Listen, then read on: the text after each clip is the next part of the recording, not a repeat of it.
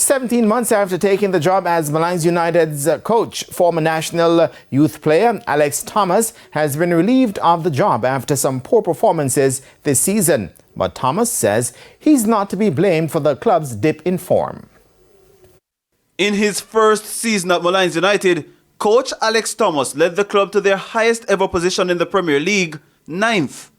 But now in their 5th season, Molynes are logging at the foot of the table without a win. And when results are poor, there's only one place to look, towards the coach, and that's Thomas. I feel like there was a lot of credit in the bank, came to Molynes, and when taking over Molynes last season, there was a club that finished in the bottom half of the table, and bringing in my staff, bringing in new young, vibrant coaches, and we did a wonderful job, finishing in the mid-tables and first in club history on 30 points, and it was a job well done. Thomas lost the reins slightly this season when the club released all his staff and brought in Vassar Reynolds as technical director and Donald Stewart as assistant coach. Reynolds was shown the door 2 weeks ago, which put Thomas back in charge for the Dunbeholden and Treasure Beach games. It's not like last season I have all control of the team, and information given was first hand. This season I have to answer to a technical staff, who was above me, and I wasn't given first hand information.